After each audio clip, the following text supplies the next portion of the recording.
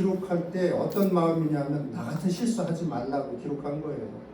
요나가 내가 이런 실수를 했었는데 니느웨 사람들이 너무 미워가지고 하나님께서 가서 복음을 전하라고, 너희들 하나님의 심판을 좀 전하라고, 회개하고 돌이키라고 그랬는데, 사실 오늘 말씀에 나타나지는 않지만 4장 1절 2절에는 이 오늘 말씀에 없지만 이미 요나가 한번 하나님께 그런 이야기를 한 거예요. 그러면 하나님 그들이 회개하면 어떻게 하십니까? 당연히 내가 구원의 은혜를 베풀어야지. 그러니까 요나가 나 그거 싫다고. 4장 1절 2절의 내용이 그거예요. 내가 이렇게 하겠다고 말씀드리지 않았습니까? 그렇게 4장 1절 2절 말씀이 그런 뜻이에요. 그 사람들이 내가 전해서 그 사람들 회개하면 주님 그러면 그 사람들 구원해 주시냐고. 당연하지, 구원해 주지. 그러니까 난 그럼 못하겠다고 그랬다는 거예요. 4장 1절 2절의 내용이 그런 내용입니다. 근데 하여튼 그렇게 해서 도망가고 하려고 하다가 하나님 손에 붙들려서 결국은 전하게 된 내용인데, 이게 무슨 큰 의미로 봐서는 그런 거예요. 우리에게 주시는, 그냥 먼저 결론을 말씀드리면, 우리가 살아가면서 때로는 도저히 저 사람은 구원 받아서는 안 되는 사람, 이런 사람들이 있다는 거예요. 저 사람은 정말 못된 사람이야. 그러니까 복음도 전하고 싶지 않은 사람이 있잖아요. 그런 사람들일지라도 하나님의 마음을 가지고 복음을 전해야 된다는 거예요. 그냥 결론부터 말씀드리면 그거예요. 우리도 살다가 보면 정말 악한 사람들이 있습니다. 정말 잘못된 사람들이 있습니다. 아주 비틀린 사람들이 있어요. 그런 사람들에게는 복음을 전하고 싶은 생각이 없죠. 그런데 하나님께서는 그런 사람들일지라도 혹시 내 옆에 있거든 예수님을 믿게 하라, 복음을 전하라. 요나서는 그런 의미에서 굉장히 큰 교훈을 주는 말씀이기도 합니다. 요나는 자신과 같은 실수를 하지 말라고. 그래서 신앙생활에서 가장 중요한 것은 하나님의 마음을 품고 살아가는 것입니다. 종종 그런 생각이 들어요. 정확한 사람들이 있습니다. 굉장히 정확하고 사리분별을 정확하게 따지는 사람들이 있어요. 이게 옳고 저게 그르고 그런 사람들이 있습니다. 근데 그런 정확성도 중요하지만 그것보다 정말 중요한 것은 우리가 살아가면서 하나님의 자녀로서 따뜻함이에요. 정확한 게 중요하죠. 그런데 그것보다 중요한 게 따뜻함이에요. 아버지 날이라 그런가, 제가 어떤 아버지를 주중에 만났습니다. 근데 그 아버지는 발리에 사시는 분인데, 자기는 딸이 이제 문신을 하고 막 그랬던 모양이에요. 그러니까 미국 사위한테도 네가 시켜서 그랬냐고, 저거 문신하고 그랬냐고 막 그러고. 근데 그러면서 이제 이 아버지로서도 나 내 집에 오지 말라고 막 그랬다는 거예요. 그래서 왜 그러셨냐고. 딸도 여러 가지 아픔이 있고 뭔가 사연이 있을 수도 있고, 그분은 근데 일찍 이렇게 서로 부인하고 갈라섰어요. 근데 아마 그런 점 때문에 그러지 않았을까 싶은데, 그 따님도 아픔이 있고 그런데 그래도 아버지인데, 부모인데 품어줘야 되지 않나. 자기는 그런 거는 철저하다고 막 그러는 거예요.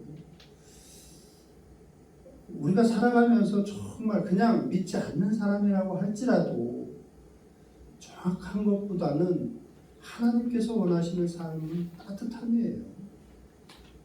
얼만큼, 물론 죄악을 다 허용하고 막 그러라는 거는 아니고요.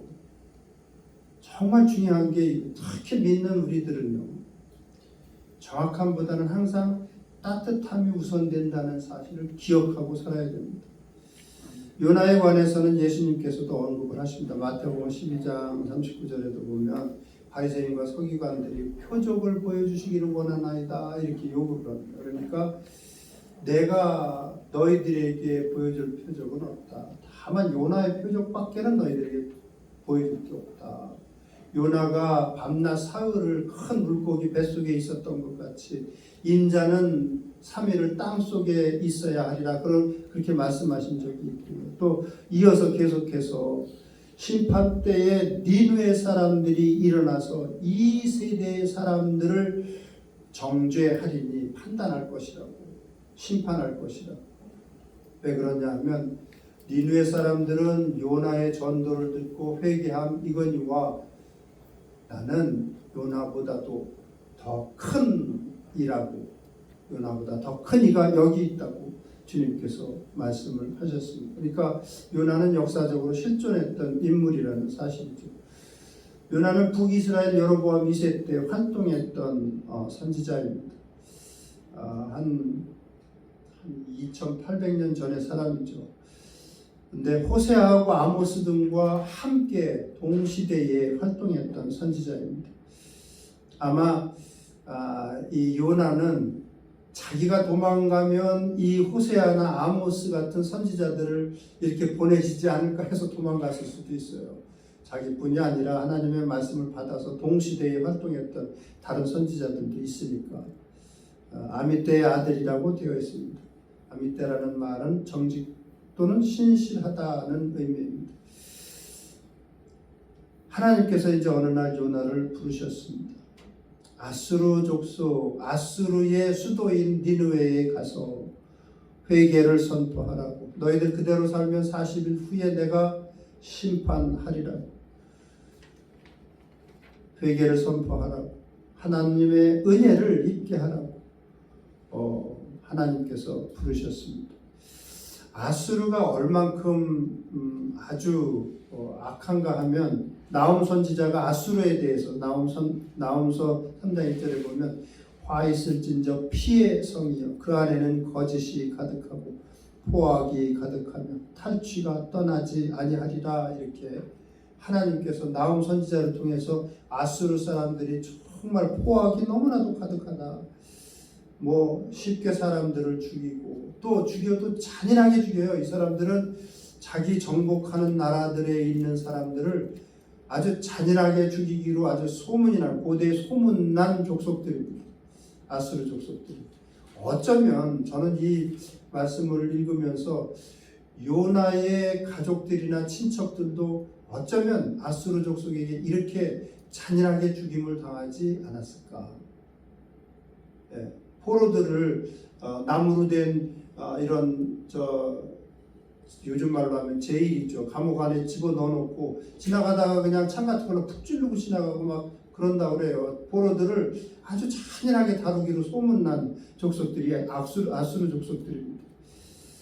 자기의 부모나 아니면 친척들이 그런 죽음을 당하면 그렇죠. 요나에게 가서 그 족속에게 복음을 전하라고 하면 하나님은 인자하신 분이신 걸 아니까 선지자는 그 족속에게 하나 죽어도 싫다 이거죠.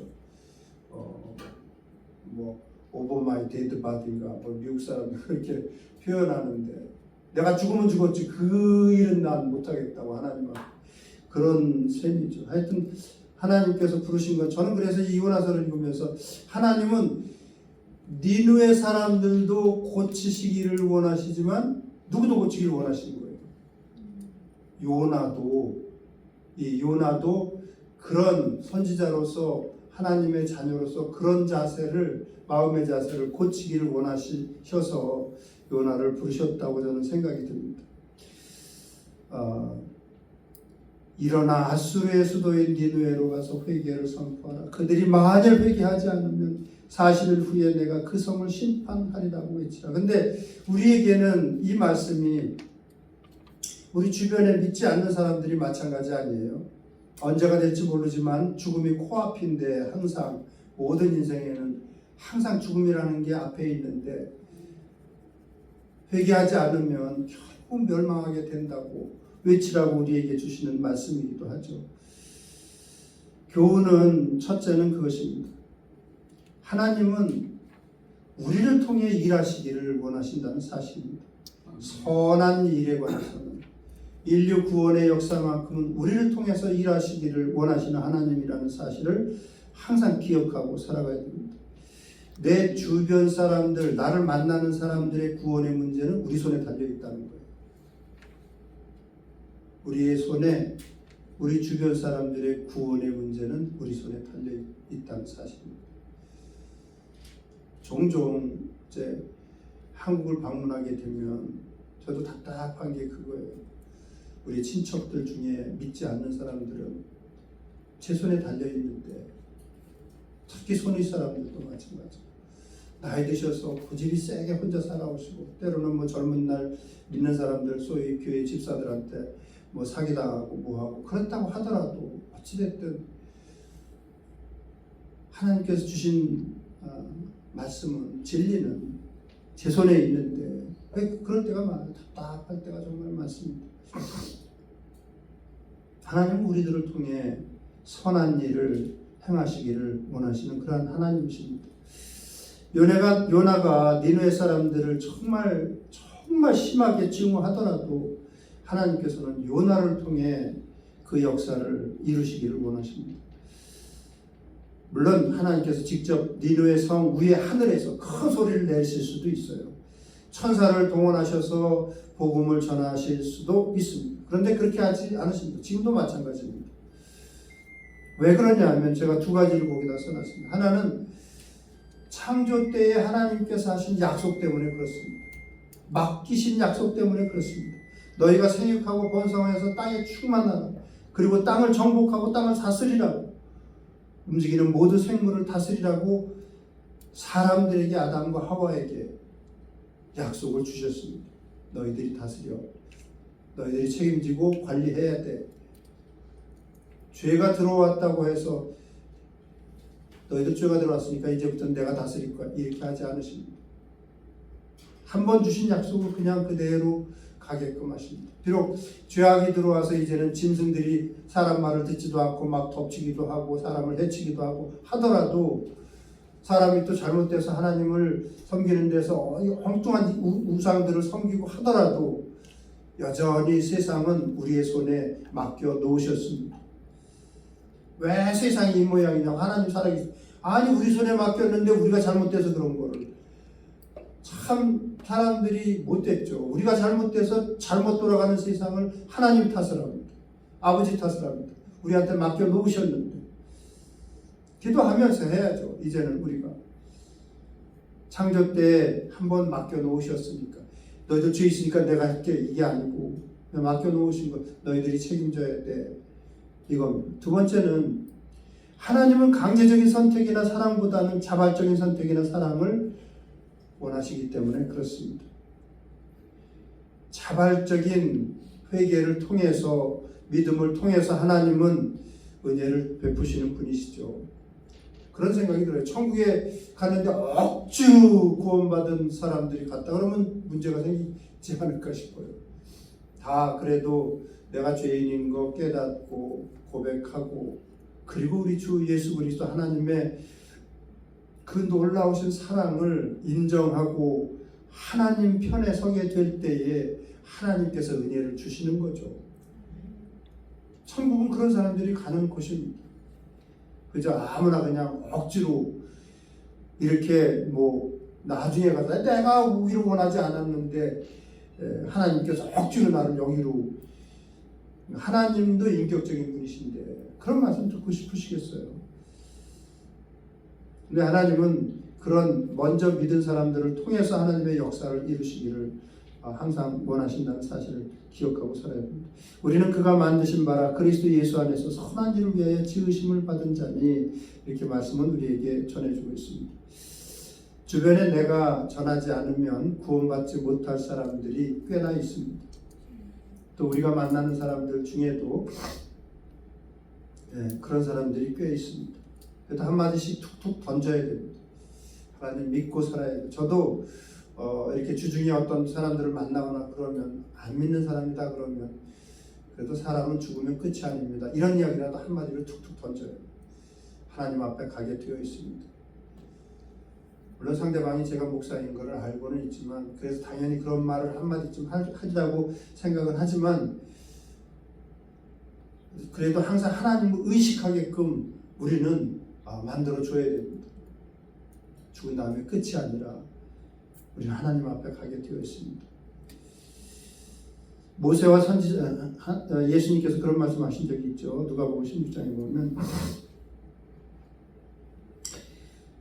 부자와 나사로의 비유를 하시면서 이제 부자가 지옥에 가가지고 너무 고통스러우니까 내 형제 다섯이 세상에 있는데 저 죽은 나사로를 좀 보내셔가지고 좀 복음을 전하게 해서 여기로 오지 않게 해달라고. 그러니까 아브라함으로 빗댄 하나님의 말씀이 이제 이렇죠. 모세와 선지자들에게 듣지 아니하면 비록 죽은 자 가운데서 살아나는 자가 있을지라도 권함을 받지 아니하리라 이렇게 말씀하십니다. 하나님을 마음속에 조금이라도 둔 사람들, 뭔가 그래도 진리를 찾고자 하는 사람들은 하나님의 말씀을 듣는다는 거죠. 누군가를 통해서 전해지는 하나님의 말씀을 듣는다는 거예요. 하나님의 자녀들의 전하는 복음을 듣게 된다는 것입니다. 그리고 하나님의 말씀에 믿는 자들이 참 믿음의 사람들이라는 거예요. 안 믿을 사람들은 죽은 자가 살아나도 믿지 않을 것이다. 실제로 그런 일들이 있었잖아요. 나사로를 죽은 지 나흘 만에 살려내셔도 어때요? 그래도 나사로와 예수님을 함께 죽이려고 했던 사람들이 있었다고 말씀을 가르쳐주고 있습니다. 안 믿을 사람은 죽은 사람이 살아나도 안 믿는다는 거예요. 예수님. 믿을 사람들은 항상 마음이 진리를 추구하는 사람들은 말씀을 듣게 되면 믿게 되는 거예요. 그래서 모세와 선지자들에게 듣지 아니하면 비록 죽은 자 가운데서 살아난 자가 있을지라도 고난을 받지 아니하리라. 믿을 사람은 말씀을 들으면 마음을 기울이고 믿게 된다는 것입니다. 예수님도 그래서 그런 말씀하시죠. 내 양들은 내 음성을 듣는다고 그렇게 말씀을 하시죠. 그리고 우리에게는 전하라고 말씀해 주시고 있습니다. 하나님은 어떤 이적이나 이런 것보다는요, 우리의 전하는 말을 통해서 역사를 이루시기를 원하십니다. 항상 그 마음을, 하나님의 그 마음은 기억하고 살아가야 됩니다. 내가 안 하면 저것들 다 죽겠지. 요나는 좀 뭐라고 할까요? 좀 말이 안 되지만 선지자로서 갖지 말아야 될 마음을 가졌던 거예요. 내가 어떻게든 도망가면 저것들 멸망하겠지. 멸망하는 게 낫지 저것들은. 그런 마음이 있었습니다. 근데 하나님은 항상 선한 일을 우리를 통해서 일하시길 원합니다. 두 번째는 하나님의 선택에서 벗어날 자녀는 없다는 것입니다. 하나님께서 어떤 뭐를 주셨으면 우리는 벗어날 수 없습니다. 3절 이하의 말씀입니다. 요나는 이제 도망가려고 니느웨로 안 가고 다시스로 가는 배를 탔다고, 마침 다시스로 가는 배가 또 있었다고 말씀을 가르쳐주고 있습니다. 어떤 사람들은 그렇게 이야기해요. 마침 그런 일들이 있어서 이게 하나님의 뜻인가 하고 이렇게 했다고. 아니, 그렇지 않습니다. 하나님의 말씀이 진리고 하나님의 뜻은 하나님의 말씀에 담겨 있습니다. 당장 피할 길이 있는 것 같아 보여도 아닌 길은 아닌 겁니다. 하나님께서 주셨는데 너 니느웨로 가라고. 그런데 다시스로 가는 배를 탑니다. 그런데 그렇게 되고 나서 어떻게 됐어요? 배에 있는 사람들이 고통을 받았습니다. 우리가 불순종하게 되면 우리 주변 사람들이 고통받을 수 있어요. 그런 사실을 잘 보여주고 있습니다. 요나는 그냥 자기가 피하면 하나님께서 하여튼 다른 길을 찾으시겠지. 심판을 내리시는 게 좋고, 그렇지 않으면 다른 사람을 보내시든지 하겠지. 아니에요. 그렇지 않습니다. 하나님은 이미 요나도 고치시기로 작정하셨는데, 요나의 마음도 고치시기로 작정하신 것입니다. 다윗이 그런 고백을 하죠. 다윗도 이런저런 경험을 하면서 하는 고백이 내가 주의 영을 떠나 어디로 가며 주의 앞에서 어디로 피하리까. 내가 하늘에 올라갈지라도 거기 계시며 수월에 내 자리를 펼지라도 거기 계시나이다 하면서 고백을 합니다. 3000년 전 사람이나 3500년 전 사람이나 그 사람들이 현대 사람들보다 못하다고 그렇지 않습니다.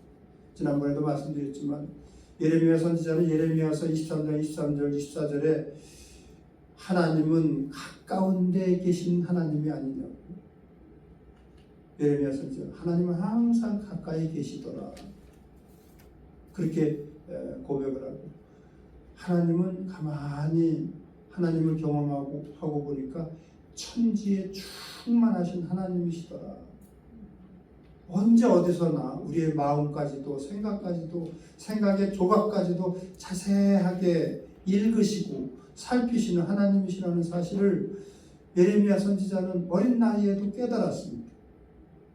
나이가 어리건 나이가 많건 옛날이든 지금이든 믿음의 사람들은 믿음의 생각을 가지고 살아갑니다. 아무리 큰 교회 목사라고 하더라도 그런 진리를 몸소 깨닫지 못하게 되면 엉뚱한 행동을 하게 되는 거죠. 믿음의 차이는 그러니까 시대를 불문하고 차이가 없습니다. 옛날이나 지금이나 주님 앞에 온전한 믿음을 가진 사람은 하나님이 항상 내 옆에 계시구나, 내 속까지도 다 꿰뚫어 보시는구나 아시죠? 알고 있죠. 그러니까 하나님 앞에서 엉뚱한 저기를 못하게 되는 거죠. 그런 의미에서 우리는 매일 변화받아야 되고요. 만물보다 거짓되고 심히 부패한 것이 사람의 마음이라고 예레미야 선지자를 통해서 우리에게 말씀하시고 있습니다. 가만히 이 말씀을 보면 재밌는 게 하나님께 다 순종을 해요. 바다도 하나님께 순종을 합니다. 바람도 하나님께 순종을 합니다. 큰 물고기도 하나님께 순종을 합니다. 심지어 박넝쿨도 하나님께 순종을 합니다. 거기다가 더 나아가서 박넝쿨을 기어다니는 큰 벌레도 하나님의 말씀에 순종을 합니다. 근데 누구만 순종 안 하는 거예요? 하나님의 말씀을 전하는 선지자라고 하는 요나는 순종하지 않습니다.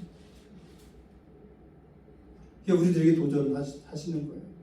너희들도 그럴 수 있다고.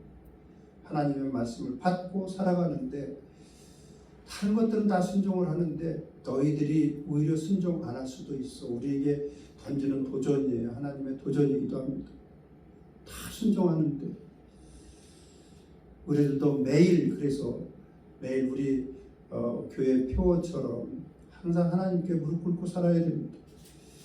우리 집사님 기도하신 것처럼 그렇게 우리의 마음도 입술도 항상 하나님의 뜻대로 되도록 기도하면서 살아가야 되죠.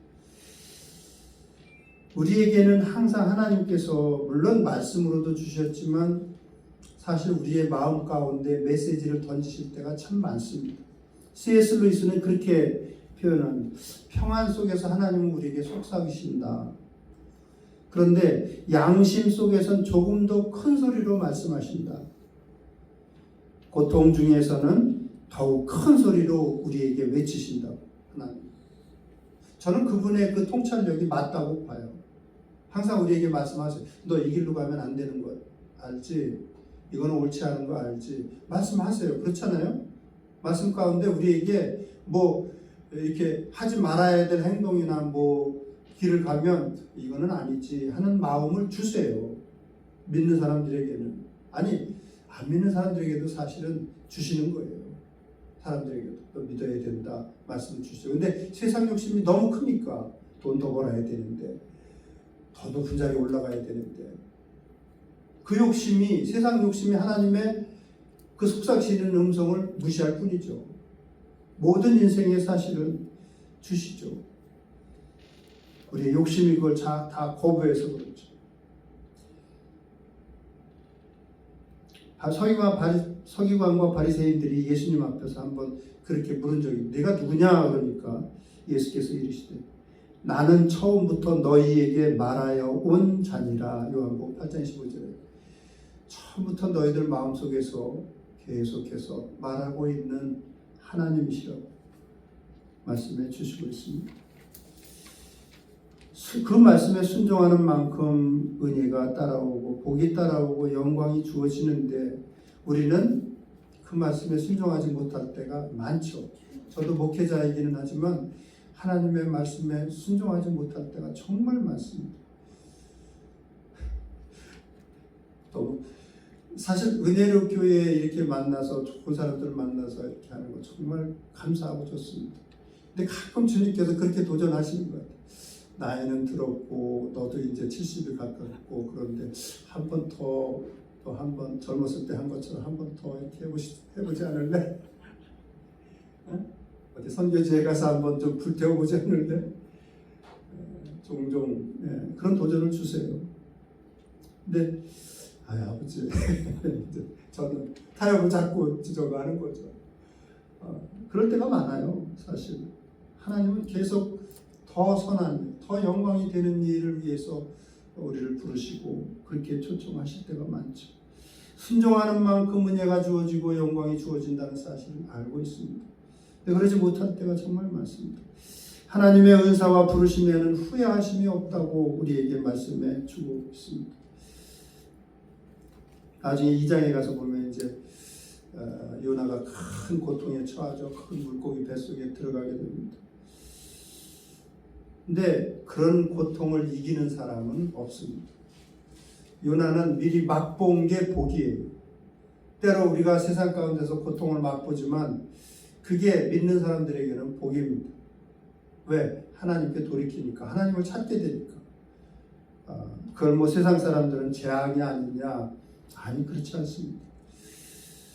미리 큰 고통을 맛보는 것도 하나님의 은혜라는 사실을 요나서를 통해서 알 수가 있습니다. 마지막으로는 가장 중요한 건 그거예요.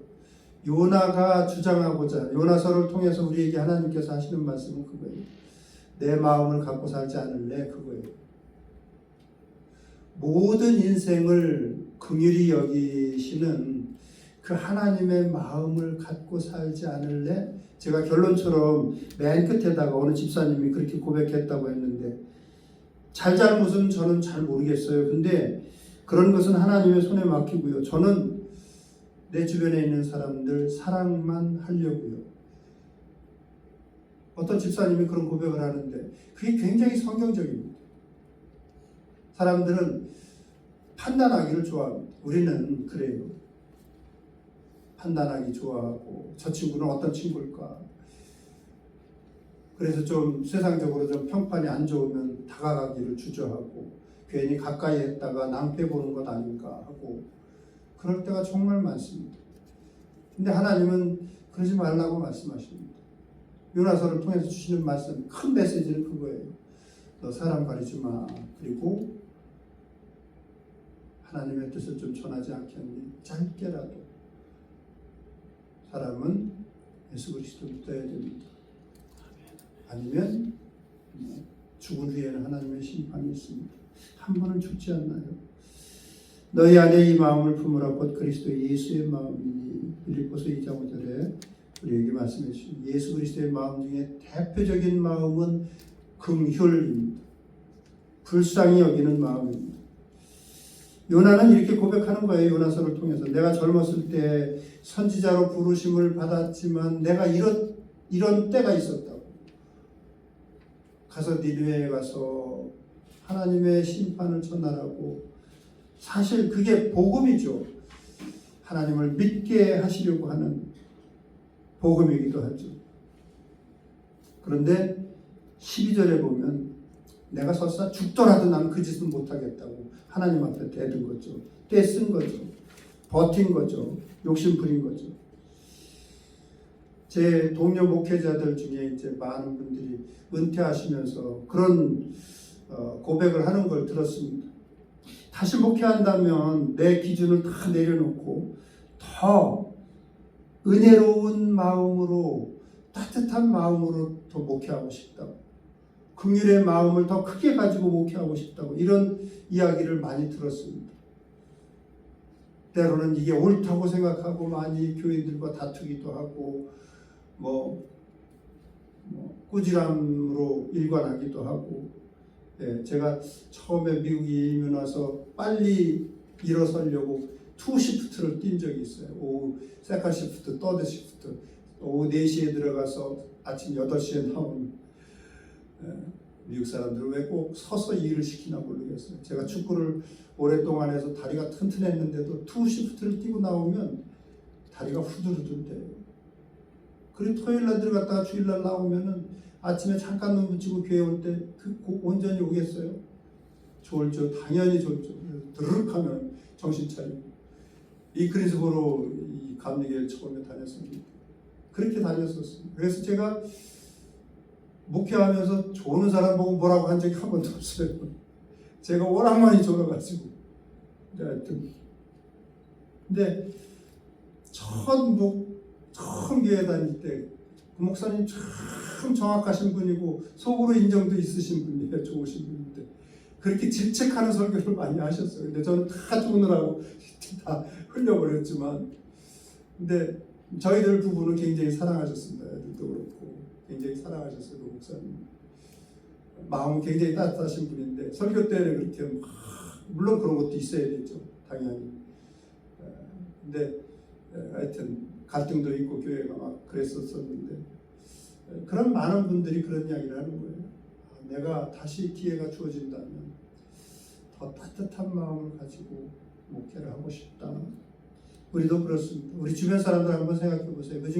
그런 사람들 중에는 세상 사람들이 모두가 손가락질하는 사람들이 있어요. 저 친구는 못됐다고, 저 친구는 정말 사귀면 가까이 하면 안 된다고 하는 사람들이 있습니다. 근데 혹시 그런 사람들이 내 곁에 주어지게 되면 그래도 말을, 나는 저 사람과 말을 섞기 싫어, 이게 요나의 태도예요. 그래도 뭔가 말하면 듣고 들어주고, 그러다가 그래도 하나님 믿으셔야죠. 살아있을 때 믿으셔야죠. 그냥 툭 던지세요. 하나님은 우리가 전하는 말을 통해서 역사를 하십니다. 세상 사람들과 똑같은 판단 기준을 가지고 살아가게 되면 복음을 전할 사람은 많지 않습니다. 어떤 때 우리는 정말 마음이 악해서 그런 마음이 들 때도 있어요. 저런 친구들도 뭐 많이 들었을 테니까, 예수 믿으라는 말은 많이 들었을 테니까, 또는 저 친구는 가까이 하면 좀 부담스러운데 하면서 멀어질 수도 있습니다. 그게 요나의 모습입니다. 그걸 도전하시는 거예요, 하나님께서. 하나님의 사랑은 우리의 모든 실수와 잘못과 범죄를 하나님 자신이 십자가로 끌어 안으신 사랑입니다. 그리고 우리에게는 자비로우신 용서와 사랑을 남겨주셨습니다. 그리고 서로 사랑하라고 말씀하시고, 새 계명을 너희에게 주노니 서로 사랑하라. 내가 너희를 사랑한 것 같이, 제가 박스를 쳐놨습니다. 내가 너희를 사랑한 것 같이 너희도 서로 사랑하라. 내가 너희를 사랑한 것 같이가 무슨 뜻이에요? 잘못이 아무것도 없음에도 불구하고 내가 잘못했어, 두 팔을 벌리시고 나무 위에서 죽으시면서 내가 잘못했어, 내가 죄인이야. 우리 믿는 사람들이 누군가와 시비가 붙을 때 내가 잘못했어, 잘못한 게 없어도 쉽지는 않죠. 그게 손가락질 받을 때도 있고, 오해받을 때도 있고, 남들에게 저평가 받을 때도 있습니다. 근데 내가 잘못했어, 미안해, 내가 실수했어, 그게 필요합니다. 왜? 십자가의 사랑이 그거니까. 교회 다니면서 내가 잘못했다는 말을 제대로 못한다 그러면 문제 있어요. 그 믿음이 아주 약하든지, 아니면 십자가의 의미를 잘 모르든지. 우리 주변에는 그런 사람들이 꽤 있습니다. 세상 사람들에게 인정받지 못하고 손가락질 받으며 낙인이 찍혀진 사람들이 있어요. 그런 사람들일지라도 혹시 하나님께서 붙여주시면 가만히 들어주고 그러다가 그래도 예수 그리스도를 소개할 수 있는 우리 은혜력 교회 우리 성도님들 다 되시기를 주님의 이름으로 축원합니다. 살아계신 아버지 하나님, 오늘은